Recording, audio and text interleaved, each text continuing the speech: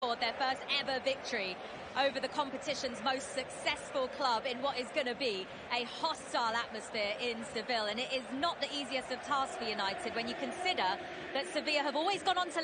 This is quite hostile, quite intimidating, but Manchester United have been to Spain before this season and passed the test. It's another Spanish Inquisition, although the questions...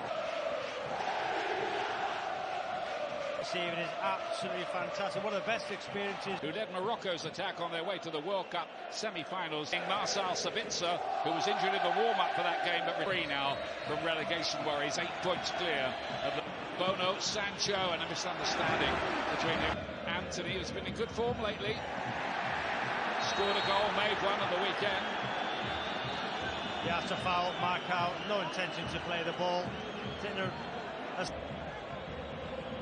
Haven't lost in this ball. It's part of what makes it a great game. Maguire's taken a nasty knock there for a moment. Eriksen into that deep Europa League final, the Champions League final. Mistake by Maguire, and a goal for Sevilla. Endesiri, Harry Maguire with a calamitous error gives Sevilla the advantage straight away.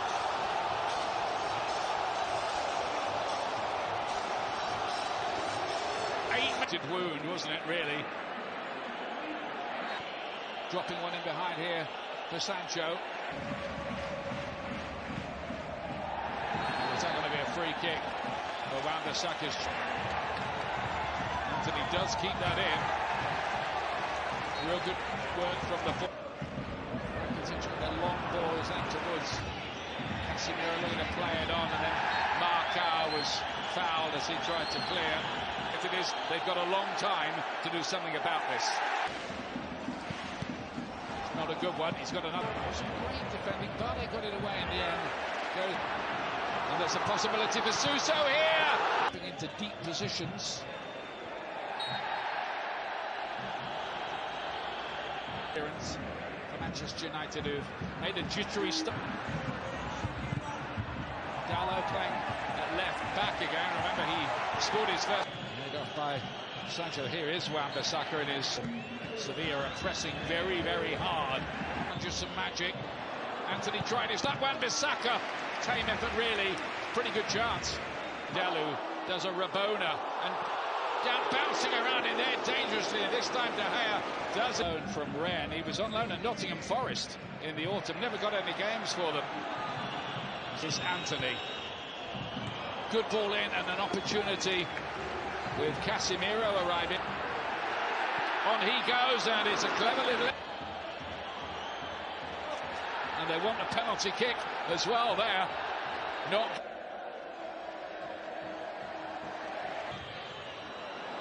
Eriksen. And Sevilla in the shape of Navas. Fernando, another of the old soldiers. Goodell getting games at Sevilla.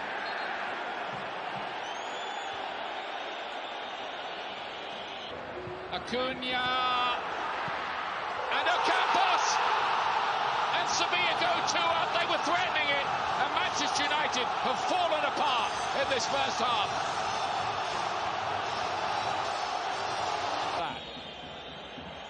No goal.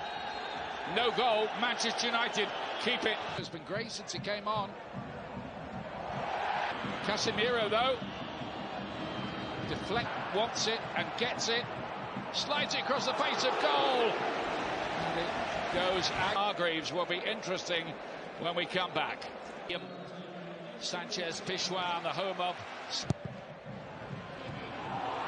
Nearly it. Oh, did that bounce over the line? Yes, it did. I think it was Bardet, the defender, had come up, and Manchester United concede right at the start of the second half. Exactly what they didn't want. Shaw looking for Sabitzer, but it's here coming again. They're resuming where they started. This time De Gea had to watch that. It might easily have curved. Shaw. This time Bardet got it behind. Had a terrific game at Old Trafford, and years ago here was foul. Savitz has been among those who couldn't get into it. Giving away the foul. Rakitic was hoping that Lamela would save you in the pass, and he was going to end this series. Nearly about Campos.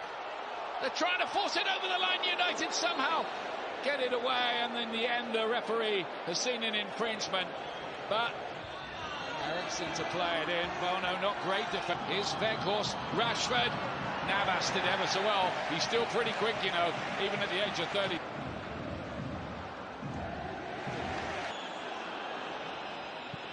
Tries the shots, beaten away by Bono. He has to make a save at last. Yeah, it was a comfortable save though. But you're right, Ian, Sevilla just sitting back now, protecting that. Allowed time to line it up. This time it deflects. It will be a corner. In the middle of the park. Tonight, albeit off his shoulder. But you heard the manager before the game saying... Cheeky little ball, Suso, offshore. Rakitic and Weghorst again. It's a really good block, but it's due.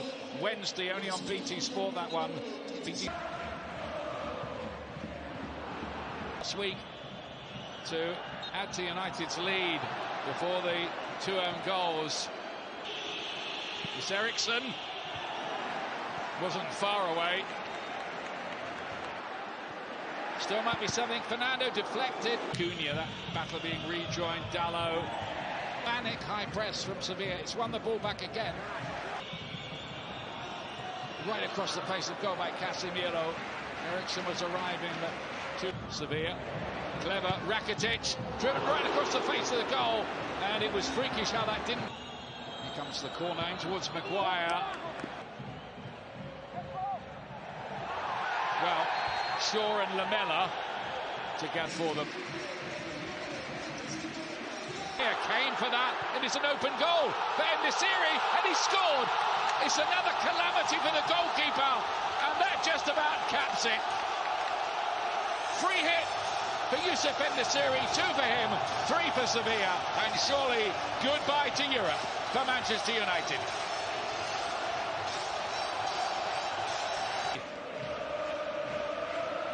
Sevilla.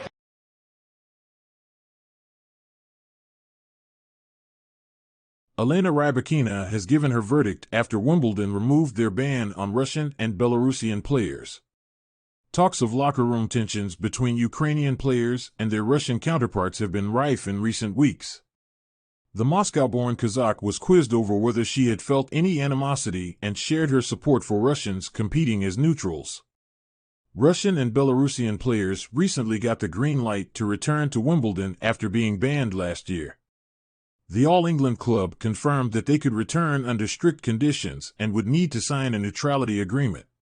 It brings the Grasscourt Grand Slam in line with the rest of the tennis tours, where players from the two nations have continued to compete as neutrals. But tensions between these pros and their Ukrainian colleagues have grown in recent weeks, with Belarus' Aryna Sabalenka the latest to claim some hate her. Rybakina has now weighed into the discussion by backing Wimbledon's decision. "Well, I didn't have any experience like that," the world number 7 said of locker room issues and hateful experiences. Daily Express Wimbledon champion Elena Rybakina backs Russians returning to SW19 story by Yasmin Syed yesterday 1817 Elena Rybakina has given her verdict after Wimbledon removed their ban on Russian and Belarusian players. Talks of locker room tensions between Ukrainian players and their Russian counterparts have been rife in recent weeks. The Moscow-born Kazakh was quizzed over whether she had felt any animosity and shared her support for Russians competing as neutrals. Elena Rybakina, copyright Getty. Russian and Belarusian players recently got the green light to return to Wimbledon after being banned last year. The All England club confirmed that they could return under strict conditions and would need to sign a neutrality agreement. It brings the Grasscourt Grand Slam in line with the rest of the tennis tours, where players from the two nations have continued to compete as neutrals. But tensions between these pros and their Ukrainian colleagues have grown in recent weeks, with Belarus' Aryna Sabalenka the latest to claim some hate her. Rybakina has now weighed into the discussion by backing Wimbledon's decision.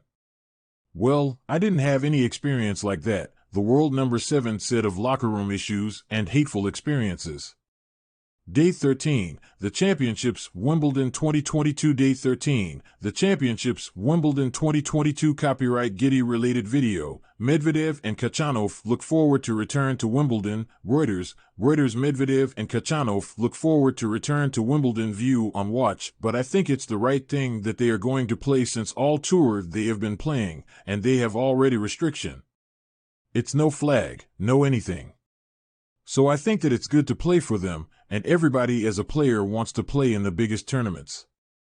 The 23-year-old won her maiden Grand Slam title at SW19 last summer, as she has represented Kazakhstan for 5 years despite being born in Moscow.